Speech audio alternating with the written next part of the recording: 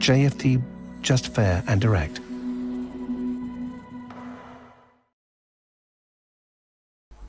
Okay, hello and welcome everyone. Welcome to JFD Traders Tea Time with me, Darius Anucauskas.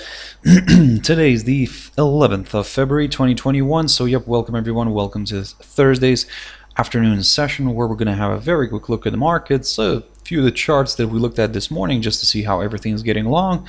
But yeah, guys, before we do that, as always, let's quickly have a read through our risk disclaimer. So, the content we produce does not constitute investment advice or investment recommendation, should not be considered as such, and does not in any way constitute an invitation to acquire any financial instrument or product. As always, I'll give you a few seconds to read the rest and we can continue.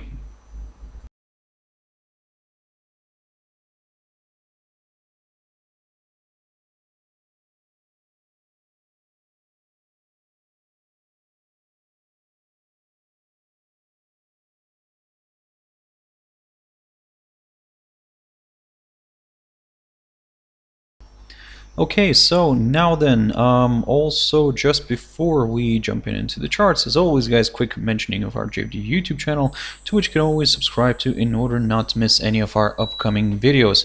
And of course our JFD Bank website and specifically our JFD research page, which we also update on a daily basis. So yep, feel free to visit us here on jfdbank.com and click on the research tab right there on the top. Now then, jumping into the charts, the first one I want to pick up here is the German index DAX, and it's climbing back above that 14,000 mark. So in a way, for now, what I'm going to do here is I'm going to keep an eye on it because, well, I mean, as I've mentioned to you guys this morning, that in order for me to start looking at some higher levels again, well, I would like to see this one pushing back above this 14,131 zone, and then that's by the way the high of yesterday, and then yes, higher levels could be met. But here at the moment, we did see a bit of declines here this week, so that's why I'm going to be a little bit more on the safe side, and that's why I'm going to wait for a push up of the 14,131 zone in order to go for some higher levels. In terms of the downside, I need to see a drop below the 13,866 mark here.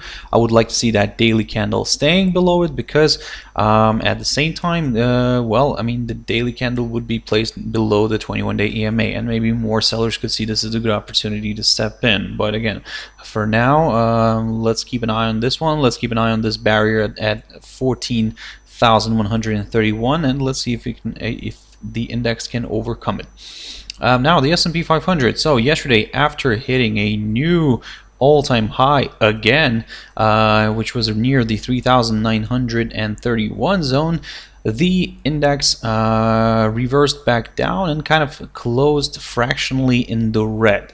But to be honest, I mean, that didn't really kind of spook the bulls because, well, if we're looking at right now at the cash index, we can see that the price is trading near the 3,921 zone. So basically, it's again above the yesterday's close, and it's now kind of almost knocking on the door of that 3,931 zone. If that gets cleared, well, guess what, guys? I mean, we could see some higher levels. For now, I'm gonna take it as it is, because with the upside here, it's very difficult. I mean, we keep hitting these all-time highs every day almost, so that's why I'm going to stay careful, because again, at some point we will see a bit of a reversal, a correction lower. However, at this point in time, there is no really kind of clear indication that it wants to go lower.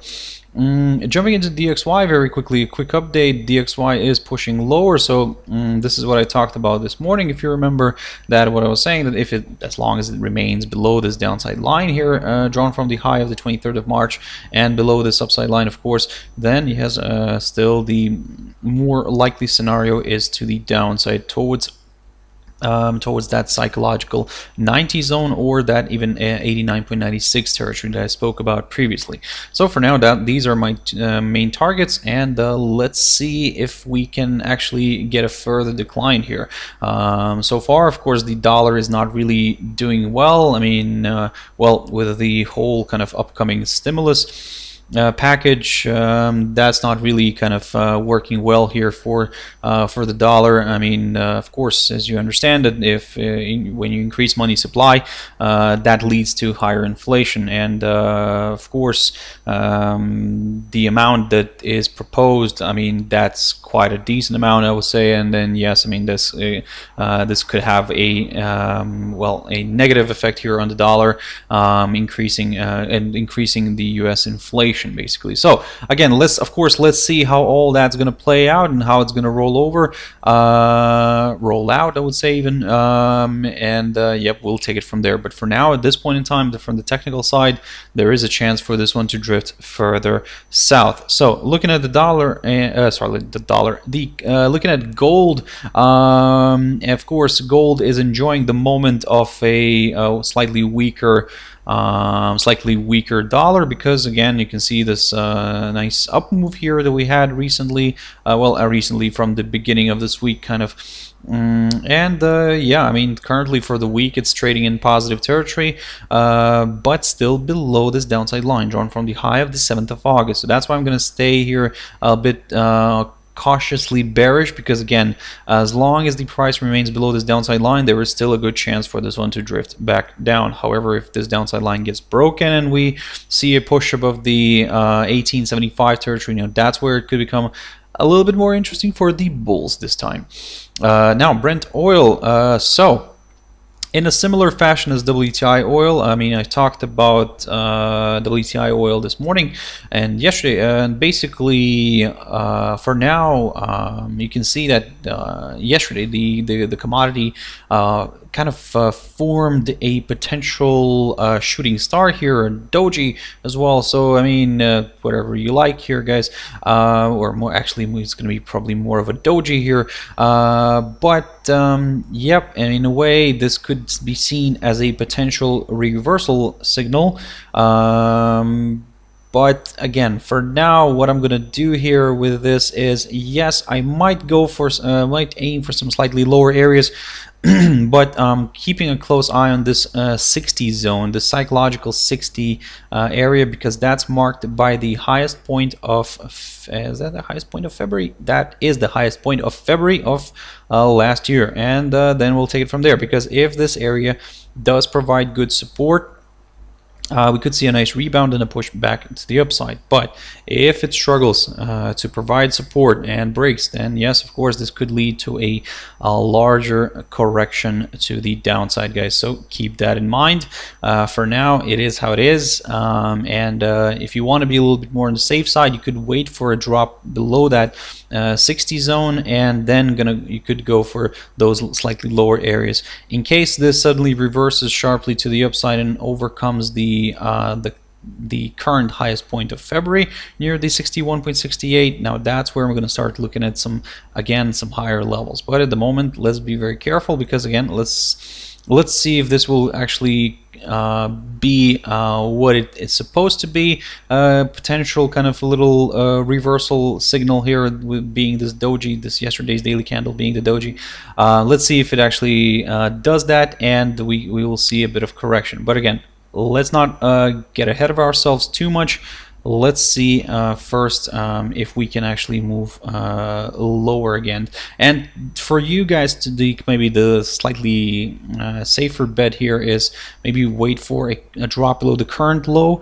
Current low of today near the 60.84 zone, and then yep, if we get a drop below this, then maybe lower levels could be met. Now, jumping into Litecoin. So one of the interesting ones here, so if you remember yesterday and today, this morning, I talked about Litecoin, and what I kept saying was that yesterday we had a fantastic move here above this 185.75 territory, but the crypto failed to stay above it and drifted back down, so, and formed a potential doji here as well. Again, another potential reversal signal. However, today we're seeing a push higher, and this is what I talked about this morning.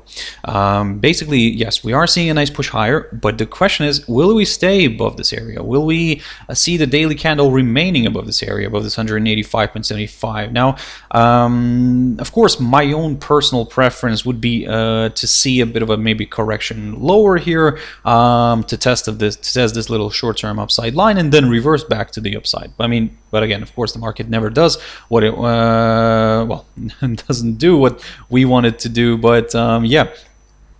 For now, we just go from what we see.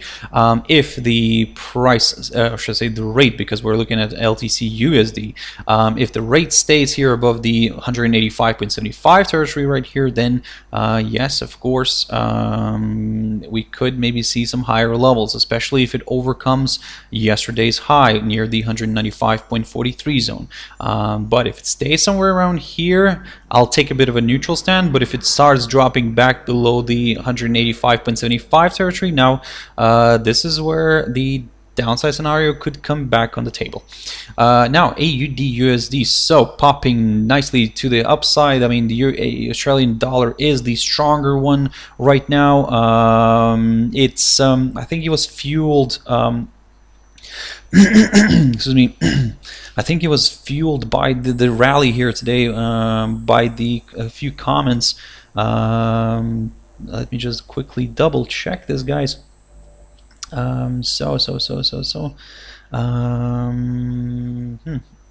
Right, I cannot find information because I think it was the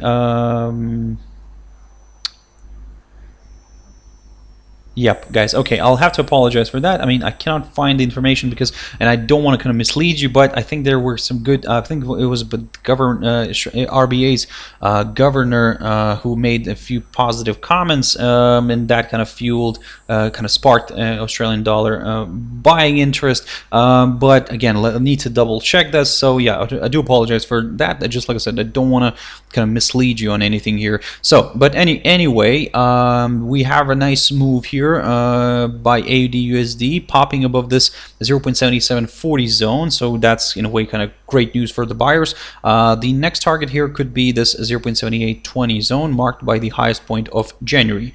So let's see if the rate today stays above this hurdle, above the 0.7740. If it does, then yep, my next target is the 0.7820 zone. Now USDCAD, so USDCAD is pushing further south. I talked about this week, this pair, and what I was saying that if it drops back below the 1.2737 territory, then yep, we could start looking at some lower areas. Well, at least for a move towards that 1.2630 zone. And so far, everything's kind of moving in that direction, and we're getting closer to that area. So let's see if we can hit eventually that hurdle. If we can, then I'll take it from there and I'll see what he wants to do after, because again, don't get me wrong, I mean, we are quite oversold, I would say, maybe on this pair, but if of course we're comparing this this drop here from March of last year, for almost a year now. I mean, in the end of March of this year will be a year that this pair has been trading below this downside line here, drawn from the high of the March 20, sorry, I think it's 19th, is it 19th, or is it 20th?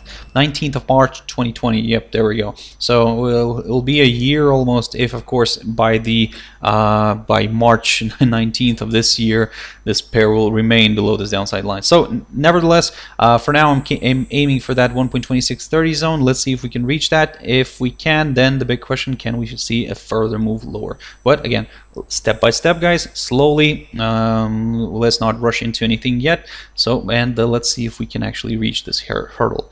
GBPAUD, quick update. I mean, this is exactly what I was talking about this morning, guys. I was saying to you, wait for a move at least above this 1.8023 24 zone in order to go for some higher levels, because what I was saying this morning, that although we were still trading above this upside line,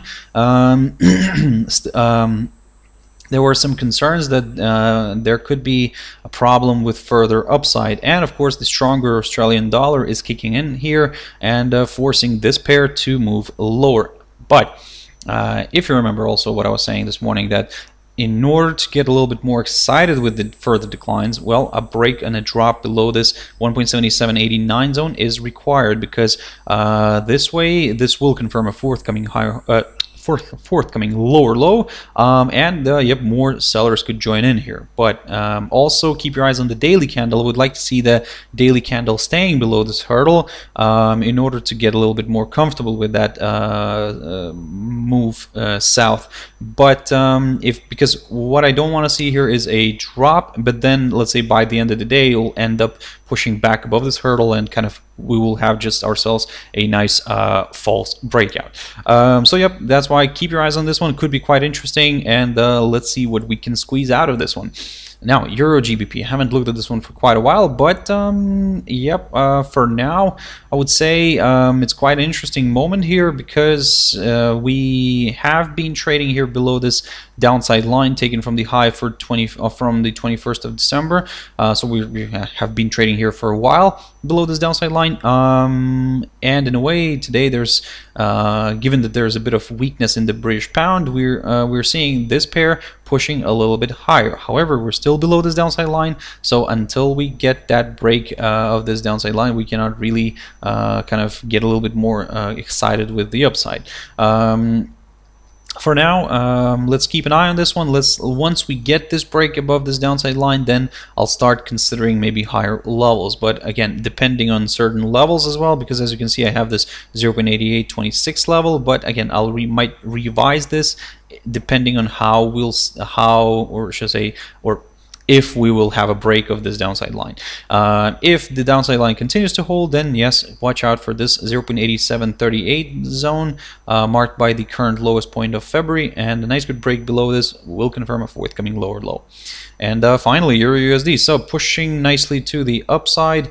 And yeah, guys, I mean, for now it is how it is. For now, we are trading above the 21-day EMA, and yep, you can see that there has been more buying today, and we almost managed to reach this 1.2156 level that I talked about previously. So I'm still keeping an eye on it, and if we get a pop above it, then yes, of course, this could open the door towards higher levels. So let's see if that happens. For now, everything's leaning a little bit more towards the upside, but as long as the rate remains above this 21-day EMA.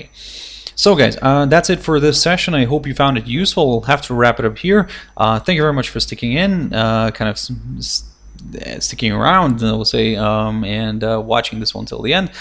Have a wonderful evening, guys. If you want to catch my video tomorrow morning, as always, my Trader's Espresso, that's 7 o'clock GMT time. For now, have a wonderful evening, stay safe, and bye for now.